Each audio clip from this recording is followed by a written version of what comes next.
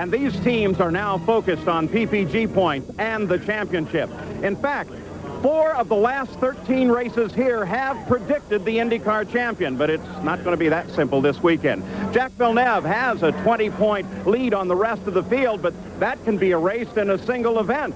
And at this point, the championship could still belong to anyone. At the same time, Sam Posey, Michael Andretti's fortunes may have changed.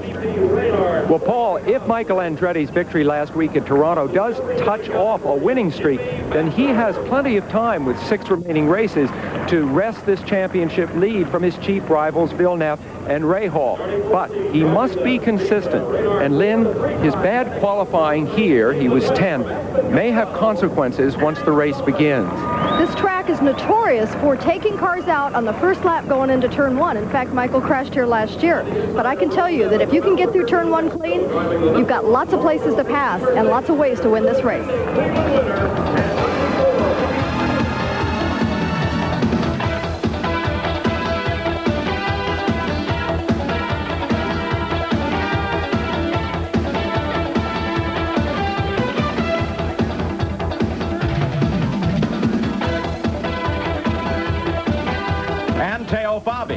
In row 3, Andre Ribeiro, another rookie, has his best ever start, and this one is Honda powered. Outside is Paul Tracy, the 1993 Cleveland winner. He's discarded his crutches this weekend. In row 4, it's Scott Pruitt. His first mechanical DNF of the season came last week in Toronto. Outside is Robbie Gordon, a 2-time winner this year. He lies 3rd in the points. In row 5, it's Raul Boesel and Michael Andretti. Last week's Toronto winner has only 1 win at Cleveland in 1991. In row 6, it's Bobby Rahal. His first career win came in the inaugural race here in 1982. And Mauricio Gugelmin. In row 7, Al Unser Jr., a 2-time Cleveland winner. And Andy Sullivan, a 3-time winner who won his first race on the runways at Cleveland. In row 8, it's Jimmy Vasser and Christian Fittipaldi. The 9th row, Emerson Fittipaldi, a 3-time winner here at Cleveland, and Adrian Fernandez. In row 10, Parker Johnstone and Stefan Johansson. The 11th row, Eddie Cheever and Eric Bachelard. The 12th row, Hiro Matsushita and Alessandro Zampedri. In the 13th row, Carlos Guerrero, who has just inked a $4.5 million deal with Dick Simon for next year, and Marco Greco. And in row 14, Eliseo Salazar. Now, looking ahead to this race on the Burke Lakefront Airport, 90 laps, the fuel stop should come 30 laps out.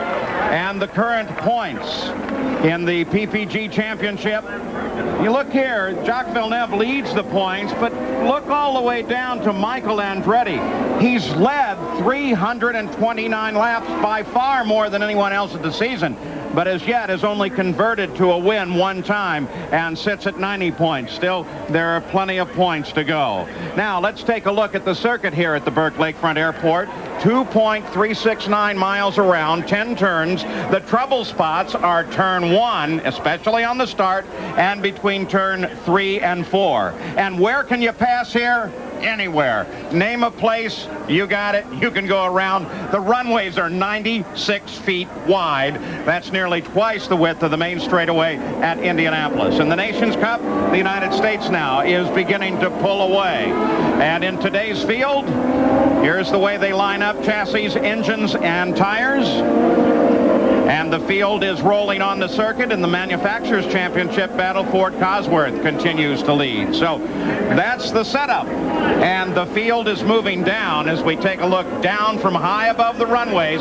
Look at those grandstands. They are jammed here today. Bright sunny skies, though we worried about rain. And this is the East Loop, the far eastern end of the track. 3 consecutive turns all to the right, and it brings them on a very fast straight that heads them back toward the main straightaway. What's nice about this as a road circuit is the fact that from those grandstands you can see every point on the course. Johnny Rutherford is the driver of the PPG pace car as the field lines up with this rookie pole sitter in the bright yellow car, Jill DeFerrin.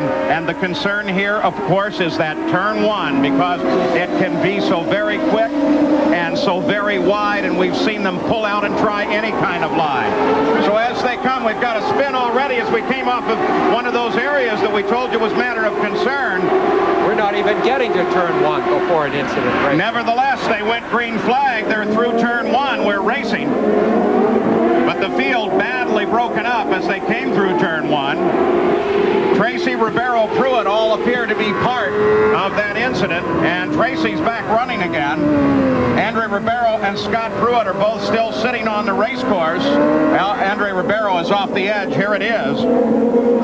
Tracy, who has been really charging forward in the past couple of races, was charging again and got together with Ribeiro. It's amazing to have that happen in turn 3, or in the row 3 and row 4, that mid, section of it, to have it happen there. But I think I read a quote where Tracy said he really had to get to the front because he didn't qualify as well as he expected. So he really jumped too soon. Well, Paul Tracy got it back moving again. The IndyCar safety crew has managed to get Scott Pruitt over off the left side of the course, and they're trying to get him going before the rest of the field came around. But the field is now passing that section, and Gilles de Ferran, followed by Jacques Villeneuve, leads the first lap.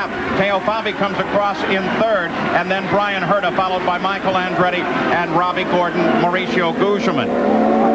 You see the ambitious move there by Al Unser Jr. going down the inside in the red and white car. Here's the crash involving Paul Tracy. Now, they're still on the pace lap at this point. Through a right-hander, then a left-hander. The green's not yet out. He caught him just coming off of that last turn. That makes you wonder about the alignment on Paul Tracy's car. Clearly, that front right wheel really came in contact hard. That was Andre Ribeiro sitting off the side of the course.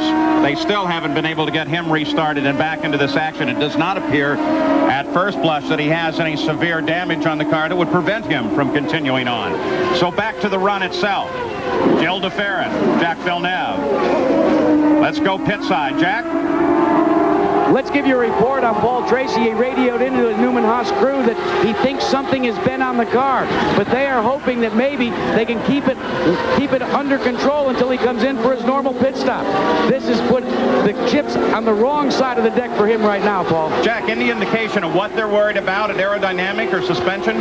Well, what he radioed in is he felt something was bent on the car, and it seems to me it might have been in the suspension area. Jack, I think it's that right front. He really tagged the right front wheel, bent wishbone or something. Sam, that's probably what it is, because he just radioed in. It's handling terribly, but he's going to try and hold on as long as he can. The one thing about this track, of course, it's so wide that if anything goes wrong, you've got big, safe runoff areas almost everywhere. So a driver tends to want to experiment a little longer than you would somewhere else. It's also so bumpy that the suspension piece that's already not functioning and broken or somehow not right is really going to be a problem on this bumpy track. It'll just beat it to death. Nothing changes at the front of the field. We can go back and take yet another view of that incident, which really came before the green. This was from the Honda Helicam sitting overhead. There's that last turn, and look in the third row there. There's the touch. And you can see what happened to Pruitt and Ribeiro as they got together on a rear ender.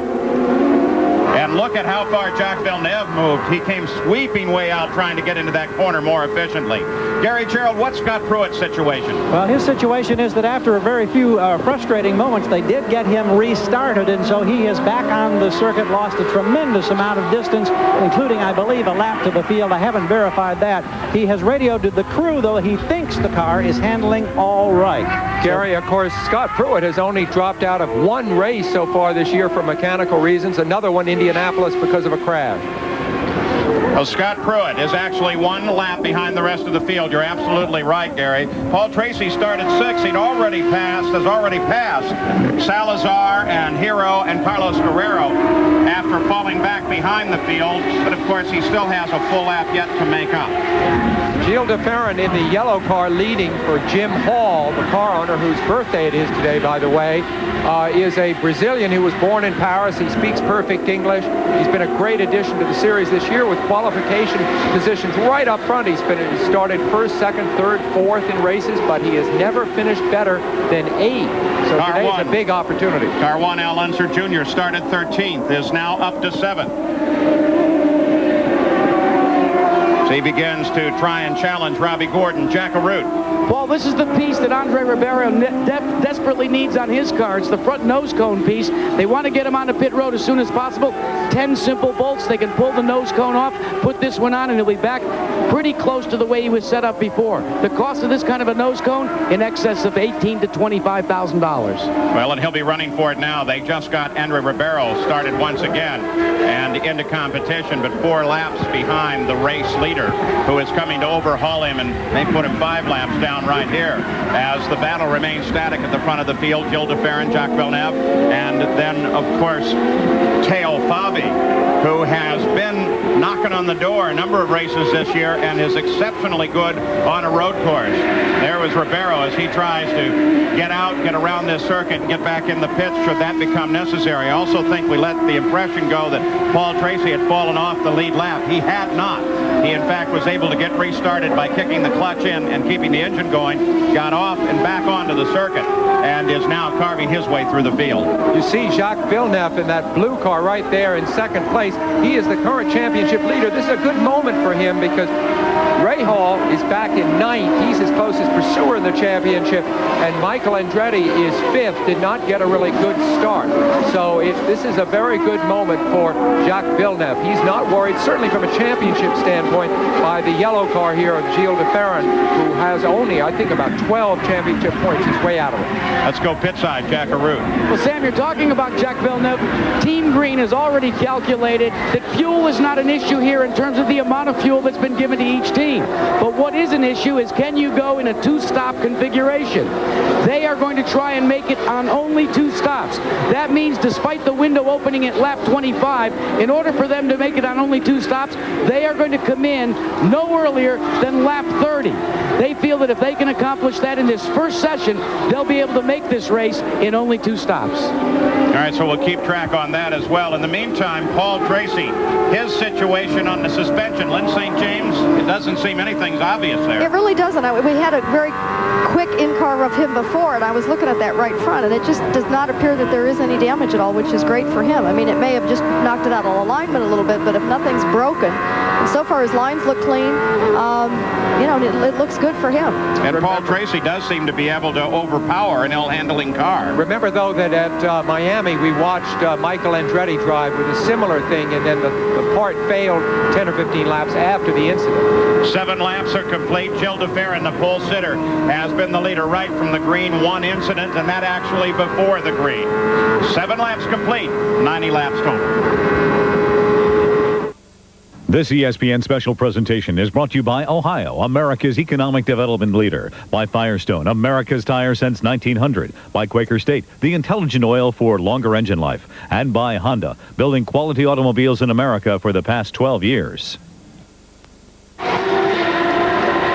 Looking down on the Burke Lakefront Airport, Jacques Villeneuve currently runs in second place, trying to track down Gilles de Ferran, who has pulled away.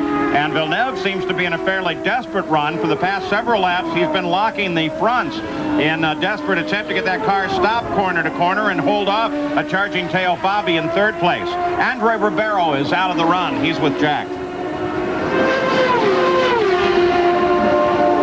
Jack Arute, you with us? Well, there we go. Finally, we got the microphone open. Andre, your best qualifying effort, but it all goes for naught. What happened? It is incredible. I was hit from the behind even before the start. I think people need to have more attention, and CART should, for sure, they must have to do something with them, because if those things keep happening, it's very bad. Paul, that's what's so frustrating about a driver. As we watched them push Ribeiro's car by, it was obvious that one of the major problems, they had put a giant hole in one of the radiators. All right, so there's the Ribeiro story. Now the story is Al Unser Jr. Hey, Bob. There he's challenged by Christian Fittipaldi, but he has been slowing down. He was up to 7th place, but now he's fallen back to 12th. This is not where Al Unser Jr., who has been so dominant here in other years, wants to be at all. And in fact, it's symptomatic of the problems faced by the Penske team, who have not, as anyone knows, done well since the debacle of Indianapolis, where neither car qualified. Well, Gary Gerald's in the Penske pit. Gary, what's the problems there? Well, Roger Penske has been huddling with various members of his crew over here on the wall, arms folded in that typical pose. But this tough season for Al Unser Jr. continues. They're chasing one of those electronic gremlins that's causing a problem with the engine department. They haven't identified it just yet. Jr. continues to be on the course, but he has slowed substantially, as you indicated. We see him here being overtaken, or nearly so, by Emerson Fittipaldi, who's come way up from several positions back. Al Unser, of course, carries that number 1. You see it on the cars. That's because he's still the current reigning champion, but he isn't going to be long. How many times we've seen those two cars running together like that, 1-2, but basically 1-2 on the racetrack, so it's unusual to see them back in the field. In fact, it's a Penske battle now for 14th position, if you can believe that. Unser Jr. runs 14th. Fittipaldi 15th. Front of the field, unchallenged. Pulling away is Jill DeFerrin. What a great story for this young rookie. Joins Jim Hall's team, has a rosy future in the Indy cars, and seems to love the ride that he has here. Many rumors surrounding the Penske team. One of them is that they may exercise their option on Paul Tracy and try to get him back into the team for next year. Another is that Emerson might leave the team, but at this point everything is strictly in the rumor area. Moving up in the field, the battle for 5th place. Michael Andretti just ahead of Robbie Gordon. As you saw just before that, Al Unser Jr.'s troubles continue. Now, look down here, Lynn St. James, on the right side of the cockpit, lower edge of the frame there. In fact, I think that's just one of those, for want of a better word, a decal holder that's flopped over. Well, it looks like something's flying the wind, but because of the two bolts and the way that is, somehow I think that is something that's supposed to be holding straight up to help hold his head. So that, because we have, you know, a lot of right-hand turns here where his head would be, you know, flopping over there to the right. So I think that that's what it should be, and I can't believe it. I mean, that's aerodynamically got to disrupt some air and not be as effective, but I don't think that's supposed to be laying flat like that. Well, we're going to open the microphone for Robbie Gordon as he makes the move with Michael Andretti. Exciting, dramatic pass on Michael Andretti by Robbie Gordon. Don't let him in, don't let him in. But now you got him. Keep him out. And what is he going to say about this? Derek Walker talking to his driver. Good. Gather her back up again. That's okay, you get him. Just settle down. Doing fine.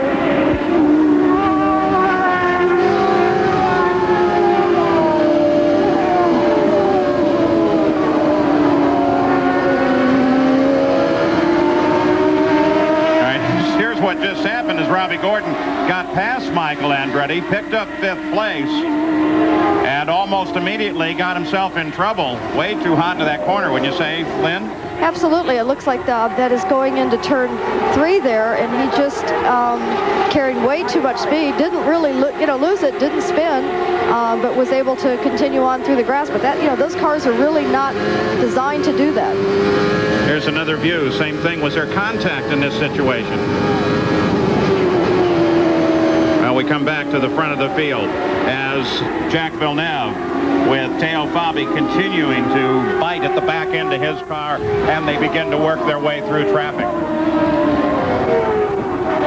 Fabi there in the red and white car that looks so much like the familiar Penske car combination has knocked on the door over and over throughout this season without managing to succeed, without snaring a win. We've had 7 winners to this point in the season in the 12 races.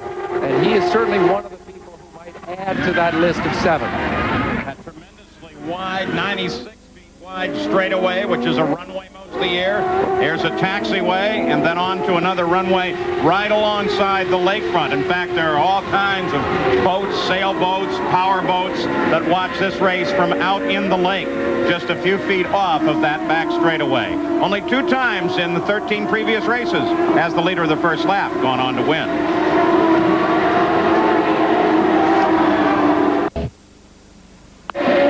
Just a few seconds ago here at the Burke Lakefront Airport, Paul Tracy, who was running 17th after falling all the way to the back of the field and working his way up through the field, was suddenly into a quick spin and off the circuit, and this time he killed the engine. Here it is, Lynn. Very close following Cheever, but it doesn't look like Cheever really slowed him down. I don't know, unless the Cheever slowed down and he was carrying more momentum and he spun to avoid rear-ending Cheever. Another view, oh, Sam. Yeah, he lost it before that, so. You can see he kept the foot in the throttle, tried to snap it around. I'm surprised he stalled it. That was bad luck. He was running 17th at the time. This puts paid to any chance he might have. There's Sullivan, almost the same place. I was going to say that Tracy really has no chance now to win the championship. So Danny Sullivan, now we can take a look from the onboard. Here's Paul Tracy's car. Yeah, it doesn't look like Cheever was a factor at all. Just let the back end get around him. Parker Johnstone got an eyeful, didn't he? And he killed it after that. He tried to come forward, Jackaroo. Well, Paul, we may have determined exactly what happened with Paul Tracy before we get a chance to talk to him. He had just radioed in about a half a lap before that he had developed severe steering problems with the car. Now he has finally gotten a push start back to the pits. They will go to work, the Newman Haas team, to see if they can repair the damage. Boy, Jack, it doesn't look like it. He's already starting to throw stuff out of the cockpit. Well, he came in dead stick, and this is it for Paul Tracy. You know, they talk about his rejoining Penske. One of the great assets that he brings to any team is his testing ability. He's one of the best. You know, in the race, Paul Tracy may make a mistake from time to time, but he's a great tester. Here's Stefan Johansson. He runs in 14th place. Not in contest anybody to the front. Johansson driving last year at Penske. I think it's interesting that while we talk about the Penske chassis being in trouble this year, and that this was that last year dominant chassis, that in fact Stefan has been able to better this chassis performance from last year every race he's been in.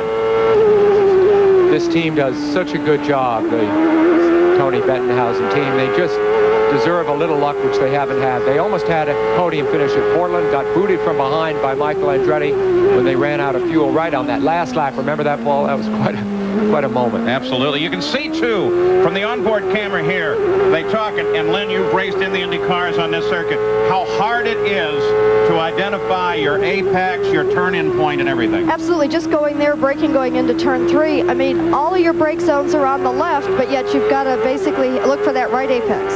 Let's go down to the pits. Once again, Jackaroo, you have Paul Tracy. Well, Paul, it was a first lap accident that began the litany of problems. What finally put you out? Well, I just I was having a battle. The car was never handling right from then. We bent something on the front, and the Budweiser car wasn't handling well, and then I ended up spinning, and you know, we're 5 laps down, so it's really an exercise of nothing, so we just decided to park it and not waste our time.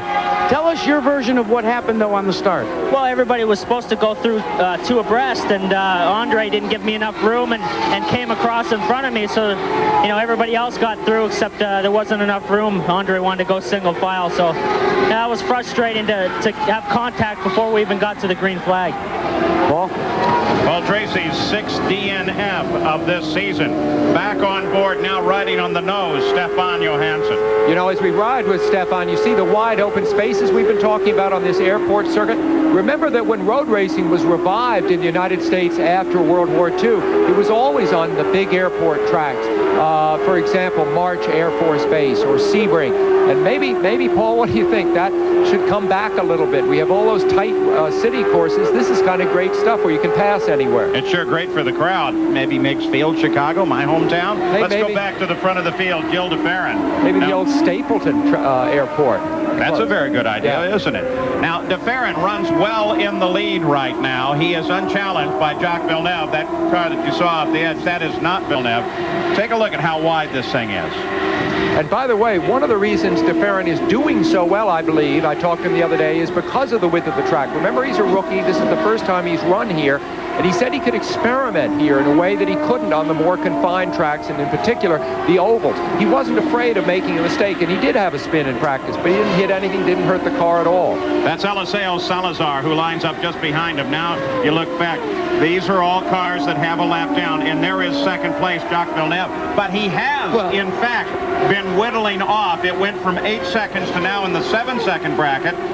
where Jack Villeneuve has been closing, and perhaps Jack Root has an update. Well, Paul, that window, as we said, 30 laps. What the team is going to do is add a little bit of front wing to the car. Now, the way they do that is there are some adjustments on the front of the wing, so when they come on the pit stop, be sure to watch, if you're a viewer, to the front of the car and watch one of the crew members twist those nuts. That's what will give them the downward force on the wing and help the handling. 23 laps now. We're about 7 away. Car over to the fence looks like Christian Fittipaldi. And how did he get there? Boy, that's a strange place to end up. He'd been running 13th at the time, well back. That's actually the entrance to the pit lane and well beyond the last corner. There's a huge bump basically in turn 8A coming out, but I still can't imagine that he had to have cleared that. So whether he had a tire blow or something to put him over there. But I think, you know, there is an access area that he can go back and get off. He might have just driven to that point after a problem. We didn't see the... So that gives him an opportunity to get him off of the course and also flies the yellow flag in that area only. Gilles de Ferran still leads. We'll be back after these messages.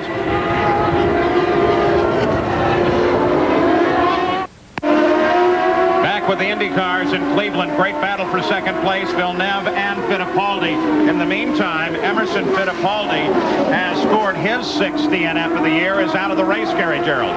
Emerson, what was the problem? I saw a lot of water coming out of the side pod here. Well, it started leaking water.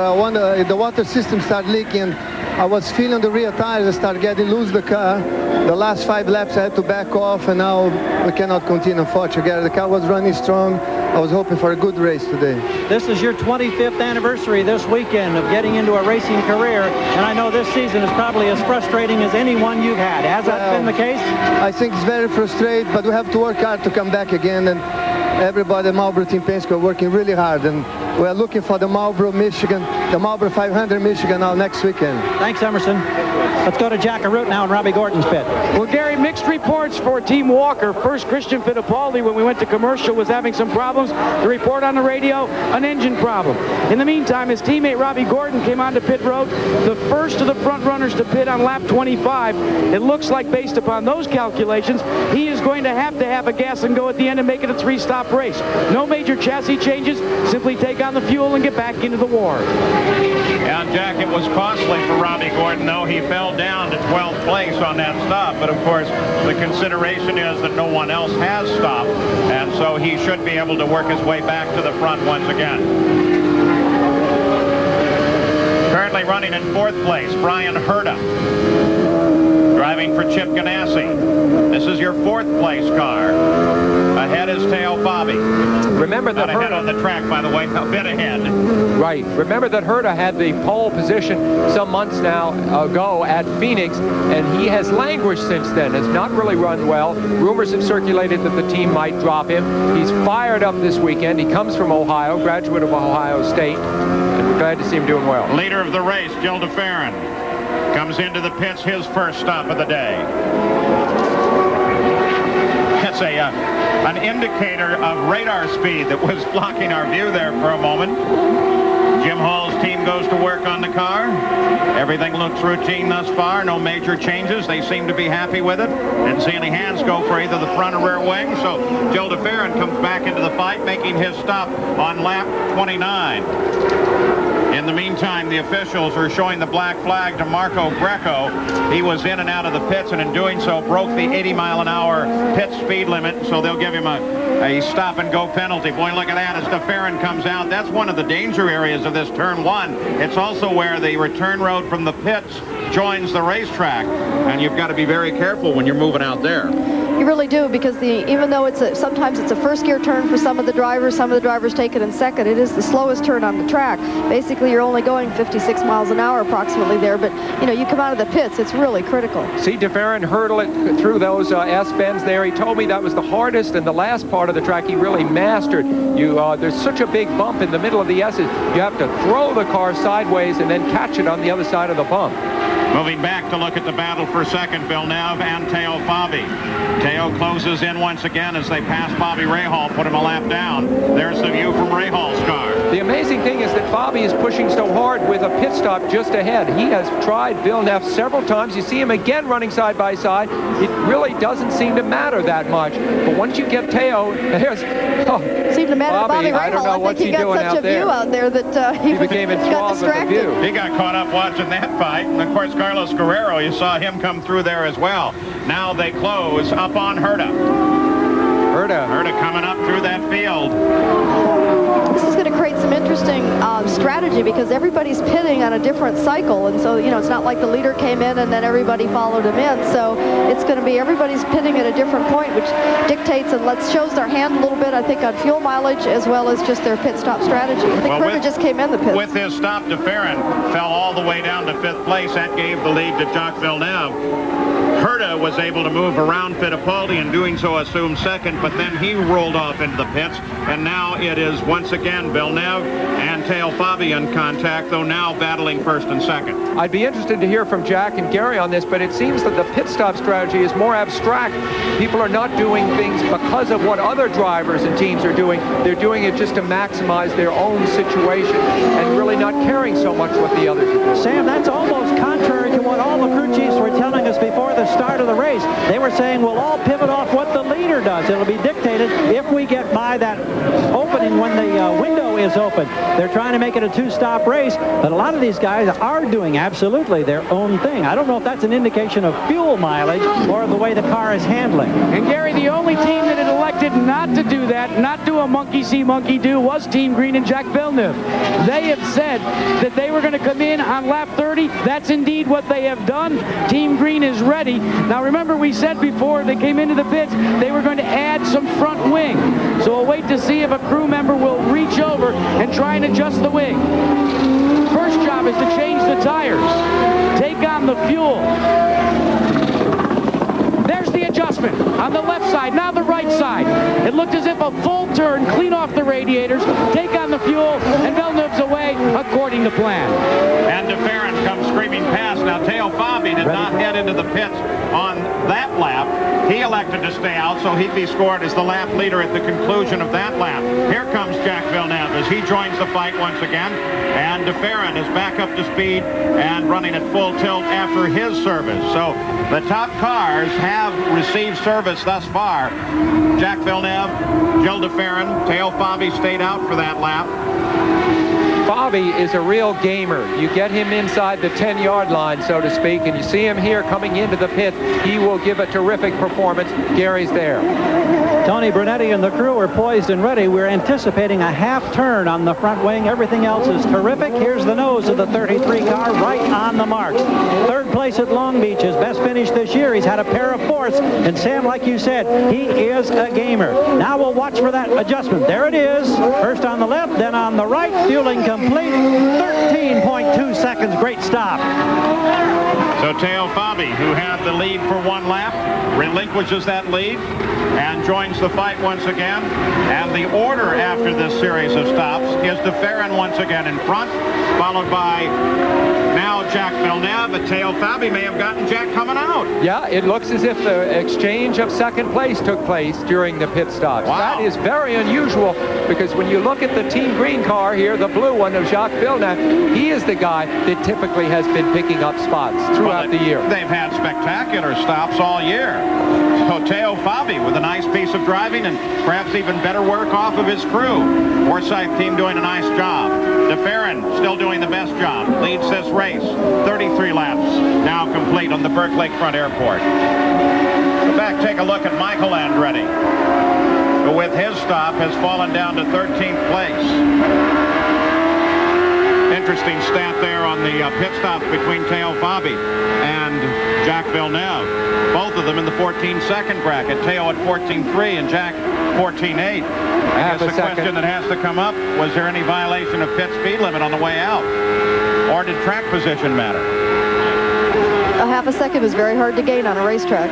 You lose it in the pits, you just lose it sitting there. Well, remember that Fabi ran one more lap before he stopped on a light fuel load. That could be the difference, not the time spent stopped in the pit. So now once again we're able to split the screen for you with Michael Andretti on the bottom and Brian Herta on the top, 2 cars in contact.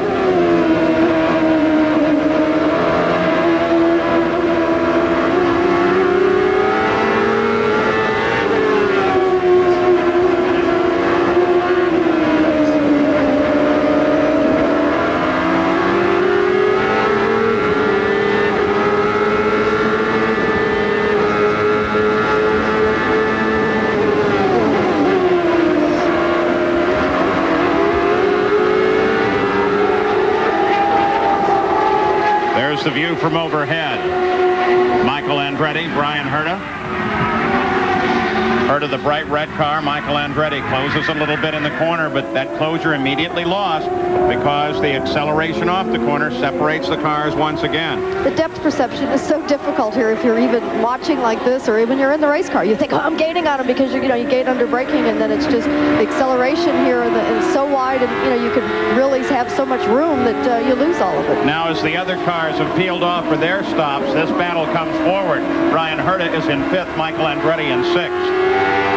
Michael desperately needs this race if he's going to keep up the momentum that he got from his win last week in Toronto. There's fire on Mauricio Gugelmin's car at the back end. It'll pop out of the turbocharger. Maybe that engine is gone as well. Gugelmin has had the best finishing record of any car in the series. He's 10 for 11, but not today. So Gil de Ferran, the leader here, followed by Teo Fabi, then Jacques Villeneuve with great work by the Forsythe crew. 36 laps are now complete at the Burke Lakefront Airport in Cleveland. Been a run that has been totally dominated so far by the rookie Gil de Ferran with a great day. At the start of this race, there was contact even before the green flag with Andre Ribeiro, Paul Tracy, and Scott Pruitt got caught up in that action as well. As a result, Paul Tracy has fallen well behind the field, had some damage to his car, and then fell out. Ribeiro was out of the race on that, and Scott Pruitt has continued on. Here at lap 39 are the way the top positions are in this field. They have, in fact, completed their first pit stops, and Gil de Ferran came out of those pit stops on top, and Teo Fabi, his Forsythe crew, giving him a great stop, was able to get around Jacques Villeneuve and move into 2nd place. Villeneuve is now 3rd. But let's review some of those stops, beginning with Jack Arute. Well, Paul, there seems to be 2 different approaches to pit stops here. With the distance of this race at 90 laps, some crews felt they could maybe make it on only 2 stops, but that necessitated pushing the window as far forward as possible. Now, what the teams have done is Jacques Villeneuve and Teo Fabi have determined they have to go in their first stop to lap 30. Both accomplished that. The same, though, cannot be said with Gil de Ferran. De Ferran pitted a little bit earlier, as did some of his counterparts back in 5th and 6th. So some teams are planning on only 2 stops, and then some teams are planning on 3 stops. Let's check in with Gary Gerald for another story on pit road. Well, Jack, this pit strategy, of course, being played out up and down. Every team, for the most part, teams are shooting for the 2-stop race. One of the primary concerns always on this very rough, abrasive circuit pertains to gearboxes and suspension pieces. Thus far, in the first 40 laps now of this race, we have not had those types of problems. There have been, however, problems for Team Penske. Emerson Fittipaldi broke a water line. He has been sidelined. There was an electronics problem for Al Unser Jr. He remains on course at this time. The pit work, however, by Teo Fabi's team gained him a position in the pits over Team Green. Fabi now running 2nd ahead of Jacques Villeneuve, but both, of course, chasing Gil de Ferran. Paul? And 41 laps now complete, 90 laps of scheduled distance. This is a great battle between Brian Herta and Michael Andretti. It is a fight for 6th place. We should also remind you that out of the race thus far, we mentioned Ribeiro and Tracy. Also, both Christian and Emerson Fittipaldi are out, as is Mauricio Gugelmin. All a result of mechanicals. Boy, look at Michael as he gives Brian Herta everything going into these corners. They've been beating at each other the past couple of laps. Our good fortune, we have onboard cameras on both cars. And while we watch this, you should know that Teo Fabi, running in 2nd place, has taken in the past 4 laps 4 seconds off of Gil de Ferran's lead.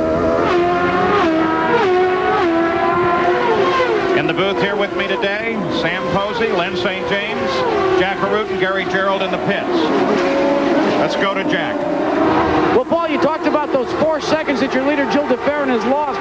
They are blaming the Scott Pruitt automobile. It seemed Pruitt got a little sideways directly in front of DeFerrin. DeFerrin had to back out of the throttle and has been negotiating around the Pruitt area a little more gingerly than he might have.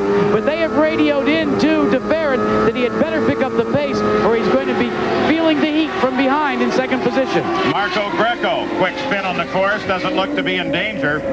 His second problem of the day. Back to the battle, Herta and Michael.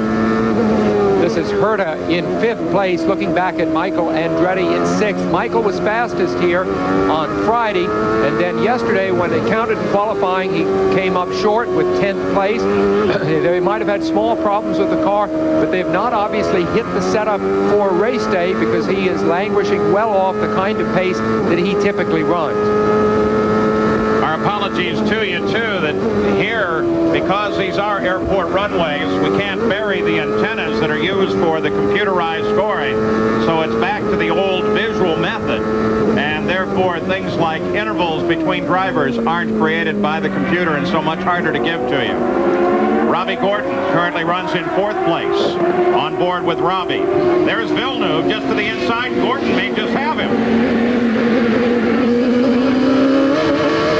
Also turn the radio up here on Robbie Gordon's car. He's talking with Derek Walker, his team manager. It's interesting to hear Derek say, stay on his tail. I mean, it's like he's really coaching him. Coverage coming from the Honda Helicam here. Looking at that battle for 3rd place. Jacques Villeneuve, the blue and white car, and Robbie Gordon, red, white, and blue, predominantly white. Wide open circuit here. Flags fly back there. It looks like they've got somebody on the edge of the course. Must be the wrecker. In fact, it's the safety crew who are trying to get Marco Greco off the course. For many exciting minutes at the end of qualifying yesterday, it looked as if Villeneuve might stretch his run of pole positions to 4 consecutive pole positions. He lost that battle to DeFerrin, and now today his car seems just a little off form. Derek cautioning Robbie Gordon, be very careful about passing in that yellow zone. You also saw the white flag, which during the run of the race is telling the drivers that there is another vehicle running slower on the course. Most often it is the IndyCar safety vehicle. Jack Harut? Well, remember at Indianapolis we were able to eavesdrop on Derek Walker. Well, it's very unusual to have Derek Walker or any crew chief be able to talk a driver around a road course. But the nature of this place, for the most part, at least 3/4 of the racetrack can be seen from pit road. So that enables Walker to do a little more coaching. Very similar to what we see on oval tracks for his driver, Robbie Gordon. Oh, wow, it's Robbie Gordon taking advantage of the positioning of Parker Johnstone. Comes inside him, and now they go side by side. You got him. You can do it. Keep it there. And Robbie overcooks it. Again. Let's go at it again. He's off too. Keep it going. Keep it going.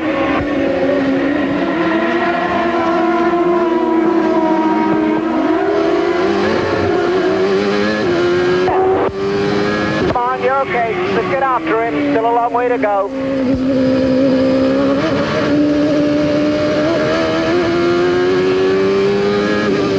So these passes aren't quite as easy as they seem to be. Robbie Gordon with Jack, and they both get into the corner hot. There's plenty of room here. This is a personality thing. Robbie pushing Gilles and Jacques, and Jacques having none of it.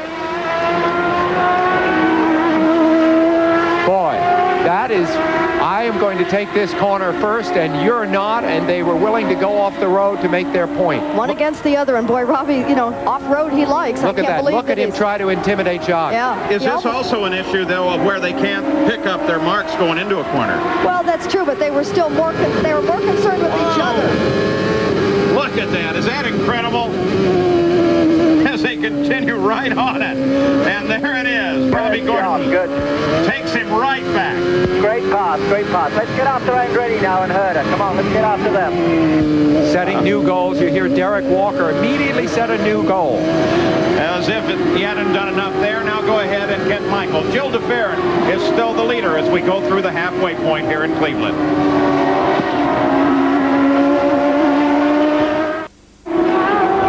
So on board now with 5th place, Robbie Gordon. He's disposed of his battle with Jacques Villeneuve. Looks ahead to a battle with Michael Andretti. Let's go to the pits now. Jack Arute. And Robbie Gordon's teammate, Christian Fittipaldi, is out with engine problems. Christian, how does airport runways compare to road courses from your perception? Well, it was very bumpy out there, I think, the whole week, and especially because we go from runways to taxiways, and there's a big change in the tarmac. Apart from that, it's okay. I think it's nice for the public because they can see basically 90-95% of the lap, and that's all I can say about the track. Well, Gary Gerald, we have no more Fittipaldis, and we've lost another Brazilian. Well, that Brazilian is Mauricio Gugelmin. We're talking about what it's like to run on an airport here in all this wide open spaces. Did you enjoy this while it lasted? It's a nice place. I love this track. There is plenty of space to pass people, and the good thing, you can make mistakes and get away with it. It was a fuel pressure problem that put you out? Yeah, unfortunately, it was the first failure this year. The team has been doing a great job, and sometimes that's motor racing. The man known as Big Mo on the sidelines, Paul. Robbie Gordon now closing on Michael Andretti, the battle for 4th place. Resetting the order for you. Jill DeFerrin leads by 8 seconds over Teo Fabi. Brian Herta is 3rd. And then Michael Andretti, and then this car, Robbie Gordon. This is going to be a great battle that's shaping up between these two young drivers because they are both very good at braking late into the turns. Michael Andretti, of course, has had problems with his brakes throughout the season. He seems to have better brakes now. The pedal no longer causes the rear wheels to lock up as they did earlier in the year. Now the pedal just gets longer as the race goes on. But we'll see. I'm sure they're going to try each other under braking. It's going to be great. Parker Johnstone, Honda Power, just ahead of this battle. Though not ahead in position. Parker is running down in 13th place. Robbie Gordon, with whom we ride, of course, is in 5th right now, but he is basically at least the 3rd fastest car on the track. The incidents have kept him back. He needs to get by Michael and move on up to Brian Herta, who's right ahead of Michael in the red car. There's Brian Herta just going off the left of your screen. That's how close it is for 3rd, 4th, and 5th. So Michael makes his way around Parker Johnstone, and so does Robbie. By the way, a special thanks. You see these full lap rundowns after 51 laps, for example, here. Without computer support here, those all have to be done manually, so everybody back in graphics, thanks a lot. We appreciate it. Doing a good job. Jill DeFerrin is out in front, 8.5 seconds. This is the battle on the circuit. Gordon stalking, trying to chase down Michael, while Michael tries to chase down Brian Herta, and now they're all three right together. A volatile situation. Everybody very ambitious in this group. Hot, young drivers. Michael really caught. Can't seem to get by Herta, and is under attack by Gordon. Brian Herta currently runs 3rd. His race appears to be going fine, Gary. Well, boy, that's in sharp contrast to the way this season has gone, of course, for Brian Herta. His best finish at 10th this year, and so many times he's been a victim of early contact. Today, the car's working beautifully. The only problem he's having right now is he's having a hard time hearing his crew radio instructions to him. They, however, here at the pit wall, are hearing him just fine. So it's kind of a one-way conversation to the cockpit of Herta for Chip Ganassi's team. You got a glimpse of Chip Ganassi there for a second on the scoring board as we come back up front. Jill DeFerrin is still leading. In fact, he's led all but 2 laps of this race.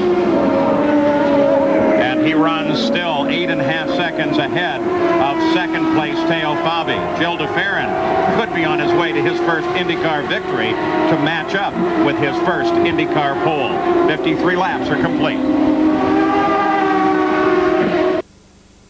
This ESPN special presentation is brought to you by PPG, world leaders in automotive finishes, sponsor of the PPG IndyCar World Series, by Robert Bosch Corporation, makers of Bosch Platinum, the ultimate spark plug, by Beechwood Age Budweiser, the king of beers, this Bud's for you, and by Toyota Motorsports. Our minds are always racing.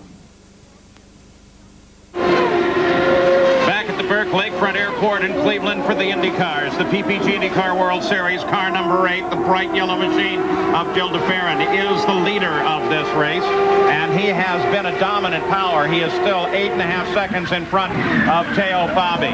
Plenty of racing coming up here on ABC over the next couple of weeks.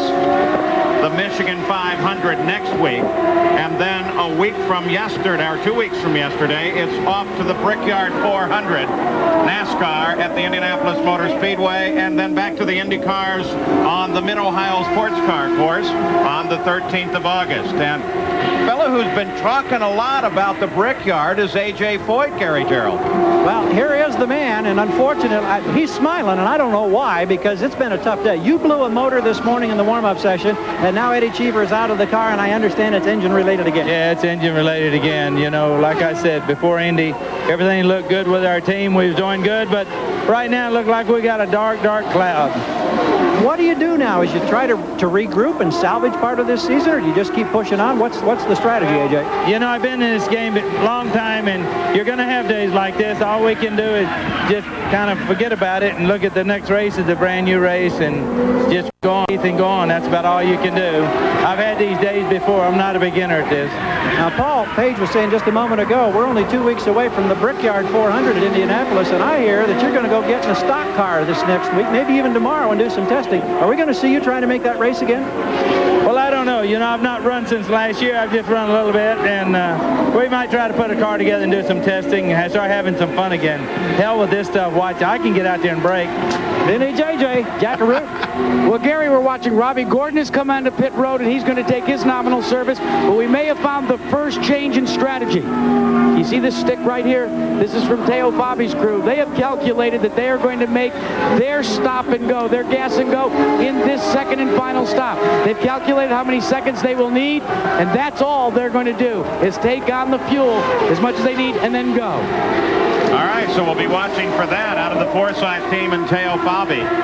Robbie Gordon, of course, in and out. Gil DeFerrin still the leader. He's got 8 seconds in front of this car, Teo Fabi, the 33 machine.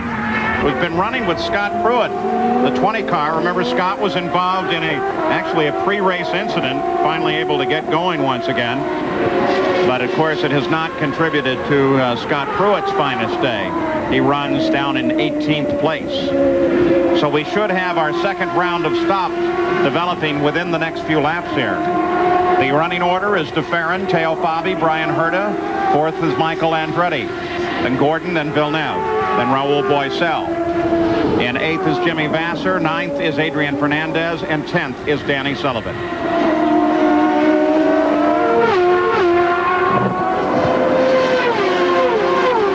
As you see Fabi with the red and white car shadowing Pruitt's similar car there, you should know that the new engineer on that team, Lee Dykstra, has made quite a difference. Apparently is signed for next year. They have a very strong package on that team. Fabi, incredibly experienced. Robbie Gordon, Brian Herta continue their fight. And this time it's Herta that dominates. Gordon that dominates as Gordon moves around, picks up 3rd place. All right, now the 2 cars that are ahead of Gordon now, Fabi and DeFerrin, have both been running roughly Gordon's speed. Now pickings will not be so easy for Gordon now, who trails Fabi by several seconds. He's way up the track. Gordon is having a terrific day, having overcome, what, 3 incidents, Paul, where he's been off the track? Yeah, not a great day. So, Gil DeFerrin still in front. And we anticipate him to pull to a stop right here any second, Gary. There's that familiar yellow color combination, perfectly placed, and this crew goes to work for Jim Hall. His last IndyCar victory, John Andretti was at the wheel. The first time they ran at Surfers Paradise in Australia, the rookie DeFerrin has complained not whatsoever. He loves the way the car's handling. 14 seconds flat, and he's gone. That should be his final stop. Boy, what a story this is going to be. The rookie Gil DeFerrin in his 12th IndyCar race can score a win. Now Teo Fabi.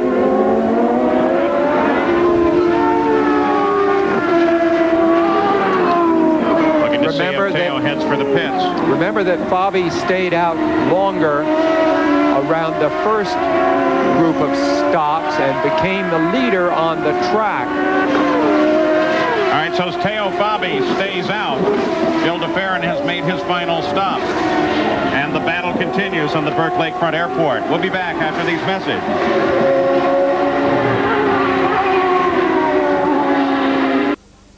Back at the Burke Lakefront Airport, Teo Fabi is the leader of the field here, due for a stop any time, but look at this. He's going to stay out yet another lap. They're getting some remarkable economy out of that car, and maybe he can pull just enough ahead so that he can make his stop and rejoin the fight still at the front of the field. Let's go to Jack. Well, Paul, they had radioed to Teo to come in that time by, but remember the onboard telemetry tells the driver just approximately how much gas or fuel actually remains.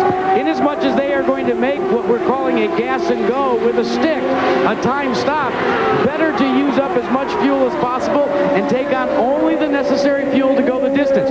Right now, he'll end up having a net of 4 additional laps over Gil de Ferran. That could be the difference between finishing second and possibly going to victory lane. Jack Villeneuve on the pit road for what will be his final stop of the day. Remember, though, too, it's 2.3 miles around this course. And if Teo Fabi had miscalculated, that could have been very expensive. So Villeneuve makes his stop, and Teo got the word this time, and he heads onto the pit road. So Teo Fabi will make his final stop of the day as the leader of the race. Raul Boisel has moved into second with these stops, and we'll see if he assumes the lead. Now, Paul, the stopwatch is poised. As soon as the hose is connected, the stopwatch will start. The stick is poised. As soon as they have figured out exactly how much fuel they need, one crew member will tap another, and he'll tap the fuel man with a stick. They do it. He's off and away in 11.4 seconds. Boy, is that great. Oh, you talk about the ballet, the coordination of these crews, and how they anticipate and plan. And by timing the stop that way, instead of putting a full load aboard, they save at least 3, maybe 4 seconds because the fuel flows in slower later in the game. I was thinking how valuable that 3 or 4 seconds is. It's just unbelievable. Fabi's group is running a really hot race.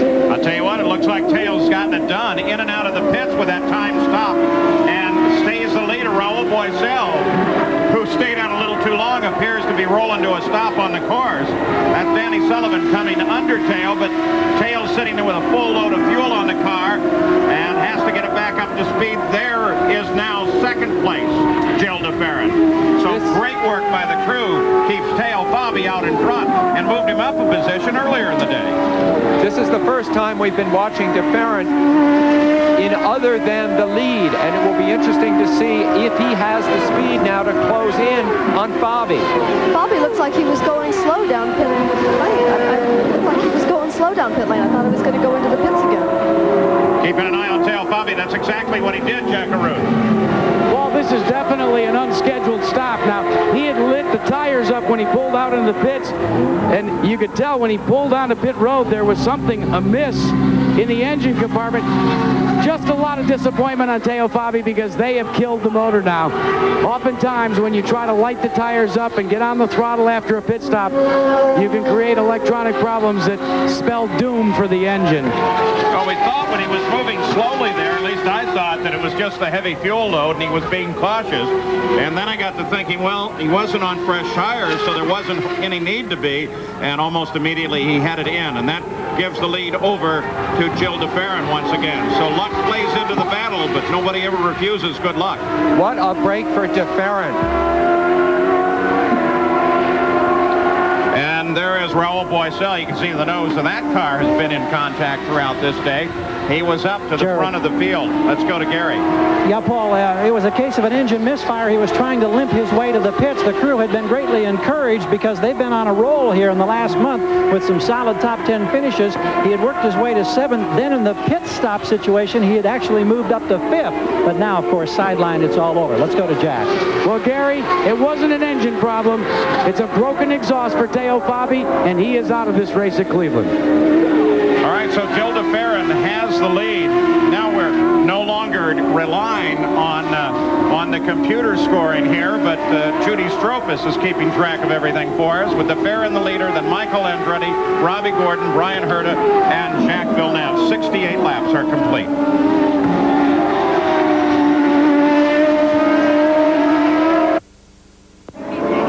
On Tuesday, the television world lost a very dear friend, George Wenzel, founder and co-owner of the NEP companies, which supplies all the technical support for these great pictures that you see at home. He had a tragic accident and lost his life 5 days ago. All of us on the crew, as well as the entire industry, know how much George meant to this business and how much influence he had on its growth and development. His inspiration, his leadership, and love will never be equaled and will never be forgotten. Our thoughts and prayers go out to his friends and family. We will truly miss him. This Ford Fact is brought to you by Ford and your Ford dealers. Have you driven a Ford lately? Indy cars are so sensitive that accurate and repeatable chassis measurements are a must. By replacing the standard wheels and tires with setup wheels, which are manufactured from a solid piece of aluminum, bearings placed on the bottom allows the car to settle in the same place each and every time on these pads, which are actual scales telling you how heavy that corner of the car is. The setup wheels also give you a flat plane to measure both the toe-in and toe-out angle and also what's known as camber angle. You can take a pair of calipers on a piece of fishing line here and take a measurement on the front and then take a measurement on the rear. That will tell you toe-in to 1/10 of a millimeter. To measure the camber, you would take an inclinometer, place it on that same flat plane. That will give you a measurement down to 1/100th of a degree. That may sound like a very small measurement, but drivers say they can feel the difference. And it took 6 months to develop this system. The team says it was well worth the effort. Well, here at the Burke Lakefront Airport, under the full course yellow, this is something they've been doing regularly, bringing out this, what is really a jet airplane engine towed behind a truck so that they can blow off some of those scraps of rubber that build up off the line and can cause accidents like Eric Bachelar's. Let's go to the pits and Jack. Well, Paul, second place runner Michael Andretti has radioed into his team that he is experiencing a little bit of a loose condition, so this caution is a nice respite for him. But he also has intermittent radio problems. Sometimes he can't hear, sometimes he can. So they're working with that. But most importantly, what the team has done, they feel they have somewhat of a verbal agreement with Scott Pruitt, where at the drop of the green flag, Pruitt will drop out of the way so Andretti can go chasing the leader. Let's check in with Gary Gerald for some more news from pit road. And in the third place pit of Robbie Gordon, Derek Walker has been earnestly talking to his young driver, admonishing him or wanting him to have patience. He said, don't do anything until I tell you to, because they know that this is almost like a restart to this event. And remember that wild scramble going to turn number 1. Michael Andretti, Robbie Gordon in second and third, two of the most aggressive young drivers getting ready for the green. Now also for Gordon, this is a great opportunity to cool his brakes that had been starting to fade under the full course yellow. And what their concerns about getting another splash of fuel, this yellow takes care of that. He's going up to 104, nearly full rich on the fuel indicator in the cockpit. He's going to go hammer down. This should be very exciting, Paul. And we got a great view of how the field will line up. Used car for sale over here. Bosell, Bachelor. 9 cars are on the lead lap. 74 laps are complete. 16 to go with Joe DeFerrin out in front.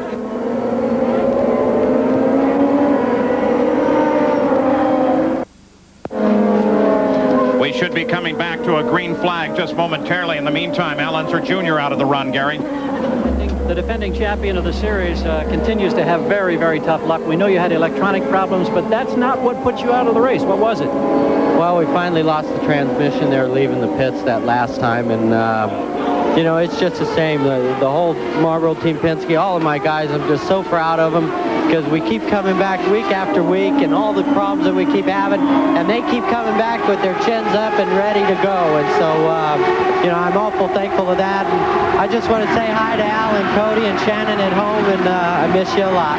Thanks, Junior. We're back green, Paul. That was green. I'll tell you what, Robbie Gordon grabbed the rope for a second. The blow dryer struggled to get off the course in time. DeFerrin moved to one side. Now here comes Michael up challenging for the lead. DeFerrin has the lead at the moment. Michael is right behind him, so we swap back and forth 3 times in 2 corners. On board Michael now. DeFerrin just ahead. Gordon, third place.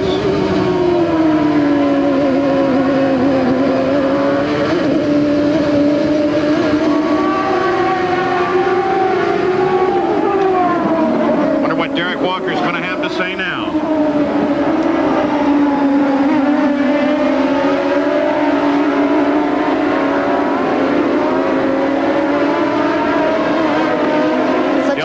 Now in the closing laps, 76 laps complete, 90 scheduled. That is a great shot, Lynn. What's going on here has some real championship implications because Michael Andretti, of course, is now in a position to win while look at this. Oh, look at Robbie pressing on the inside again. They both circle around.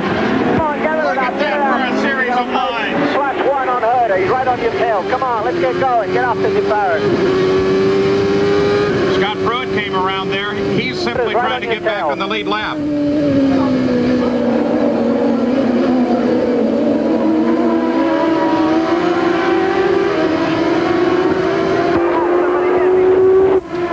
Dead force. Keep after them. Let's go. Let's go. So Michael DeFerrin. And Robbie's reporting he's got a problem. Okay, bring it in. We'll do it. Which one? Left rear. Okay, let's just do the left rear, just the left rear. Look at him struggle with it. That's the left rear tire that's gone down. It's flat. Dead for, I got it. I can see it. Take it easy now.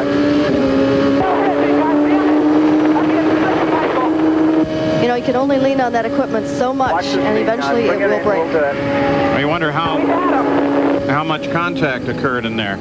Here it is. Not only that, he's running out in the debris out there. In other words, you can take that chance, you can go out there, you can really make a move, but at the same time, you're risking a lot, and you'll get a lot of that crap that sort of collects along the track and debris, and it can cut a tire. So Jack Arute, now Robbie's back in. Well, Paul, they've taken the wounded tire off. It was just ripped to shreds on the left side, and Robbie Gordon is totally frustrated. You can hear the car missing. That's because he's got the floorboard, he's got the gas pedal down to the floorboard, and the button keeping him from over-revving. That's frustration. And there's the tire. Cost Robbie Gordon what may have been another win. Let's take a look at the restart again. This is from Michael Andretti.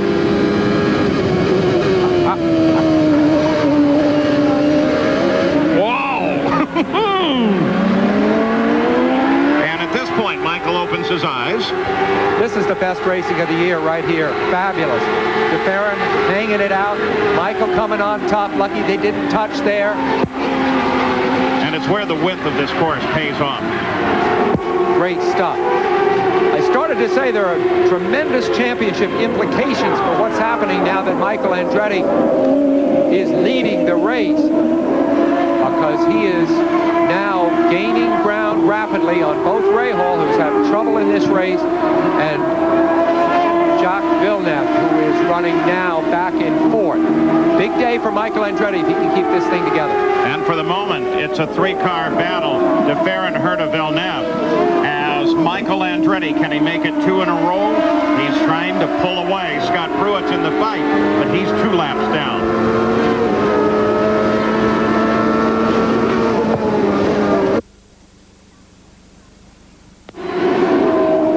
Floating over the Burke Lakefront Airport is one of America's most enduring corporate symbols. The Goodyear blimp, the Spirit of Akron, is providing us with an aerial view of the Burke Lakefront Airport and the Cleveland IndyCar Grand Prix.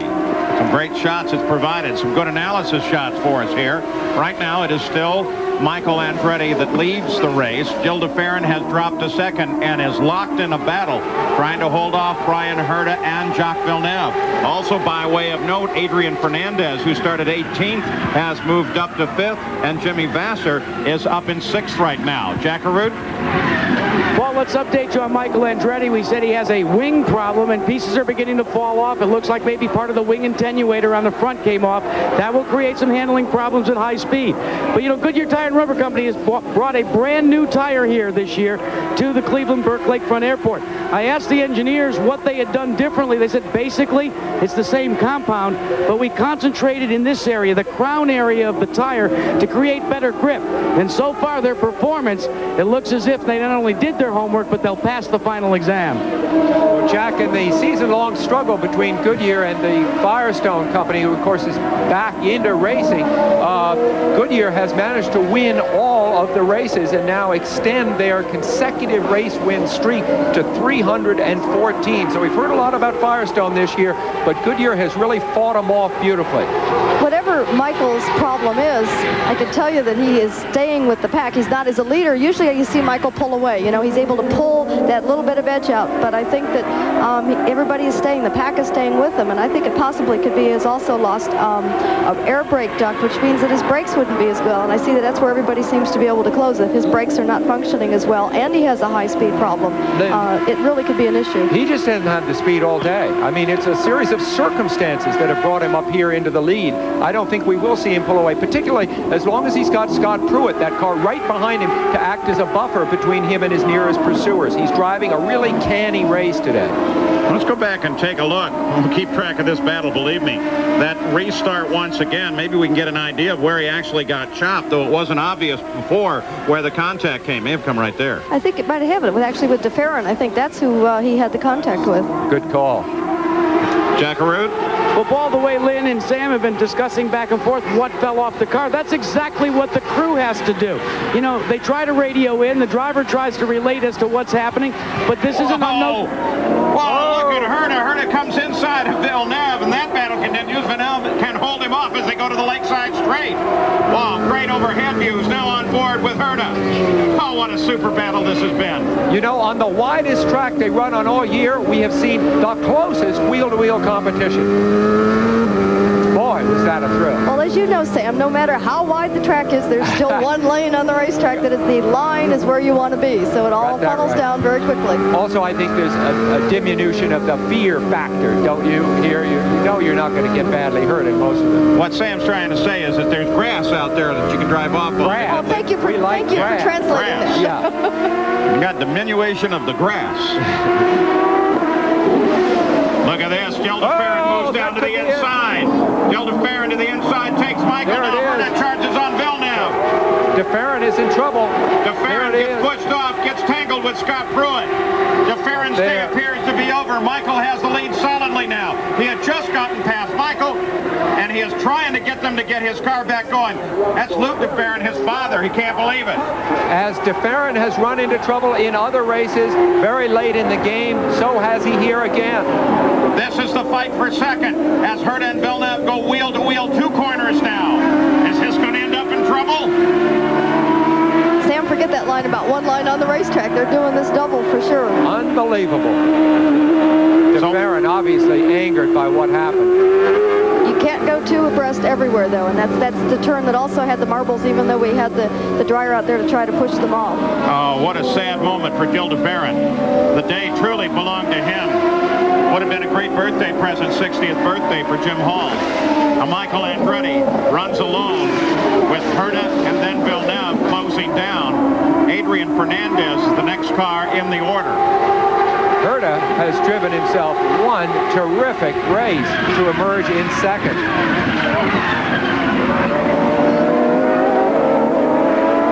Now taking a look down from the Honda helicopter and its helicam. Again, looking out at the lakeside straight. And just as we talk about Herta, Jimmy Vasser on the same team, Ganassi's team, emerges in 4th place. So that team is having a great day, having not figured much in the early running. I think there's been a lot of outstanding performances today, and I think one of the things that may have occurred that incident. Oh no! And there was one of the outstanding performances that obviously has had a terrible misfortune. Adrian Fernandez was on his way to a great day, and he stopped by the edge of the course. We don't have a clue as to why he's out there. So let's go and take a look back. This will be Michael's onboard camera in that confrontation with DeFerrin. Now that's Pruitt coming across the front. Pruitt is 2 laps back. Oh, and he traps DeFerrin to the inside. That's the point I was going to make, was that I think that Pruitt, even though he was able to run with the leaders, he was 2 laps back. DeFerrin really thought he could go for that. Boy, DeFerrin and Pruitt. Yeah. Pruitt on the right in the red suit. I suspect the argument there is that Ferrin felt that because Pruitt was 2 laps back that he should not have vied for that corner. Yeah. And now the word is that Michael has begun to slow. So we keep an eye on Brian Herta, who closes behind Michael now. And indeed, he seems to be catching him. Just a year and a week ago, Brian Herta injured so badly at Toronto. His career seemed to be at least on hold temporarily as his legs recovered. He managed to come back, get this ride. Then he had a good start to the season, a bad middle part of the season. Look at him now. Here comes Herta as he makes his move on Michael, and he's got him with 2 laps to go. But no!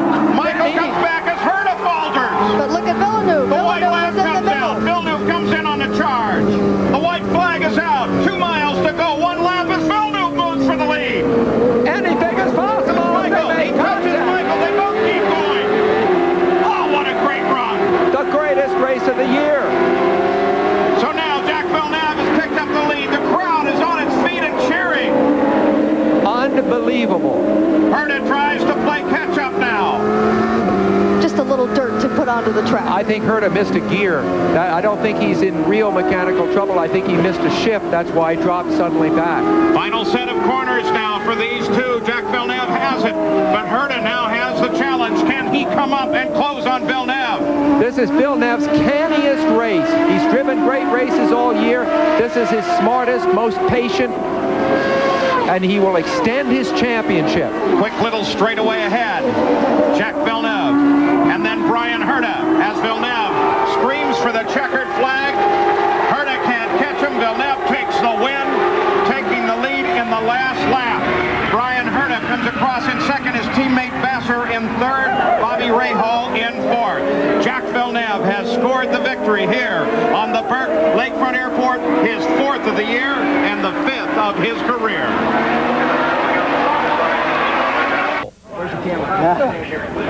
Back here in Victory Lane, Jacques Villeneuve away from his car, getting the congratulations of everybody, getting the kiss. And Jack, describe the emotions of that last lap, because boy, everything broke loose. Oh yeah, that was tough. You know, the car, we had a pretty low downforce, and the tires went down pretty quickly, and this yellow allowed us to cool down the tires and to be strong for the end, and we could fight. And then when Brian went for the hole and took Michael, there was still a yellow flag. They both screwed up and slowed down, and I just went for the hole. What about the chase for the point standings? This was such a disciplined race for you and Team Green. Yeah, when I couldn't fight, I thought, okay, let's hope this race finishes soon, because I had a hard time to stay there and get some more points. But when we had the yellow, I knew we could cool down the tires and that I could push hard for the last 10 laps, and I would have a go at it, and it worked out. Let's check in with Gary Gerald. Well, I don't know how you put in words the disappointment this young man must be facing right now. Gilles, you lead this race. It looked like you got everybody covered. What happened there with that 5 laps to go? Well, Pruitt was in between me and Michael and really making it difficult for me to race against Michael. I wanted to have a shot at Michael, and I thought that we could have, as he was slowing down a little bit in the last few laps. And he caught traffic, and him and Pruitt slowed coming into the back straight, and I had a run at both. And I passed Michael, and I was halfway past Pruitt, and he went fighting for the braking area with me like we were fighting for the lead. I don't understand. I'm very disappointed. I had a close encounter with him earlier on in the race, which baffled me as well. I mean, in your young racing career, have you ever had a disappointment like this one? No, this for sure beats everything I had in the past. I mean, I think we had a fantastic car. The Pennzoil team did a fantastic job. We had good pit stops. You know, we led the whole day comfortably. I had the problems on the last restart. It was just a shame. Thank you, Gilles. Paul? And there sits the car by the edge of the course, still deference mount. After the checkered flag, this occurred between Robbie Gordon and Michael Andretti, as he just snapped into the side of him. So we'll be back with more from Burke Lakefront after these messages.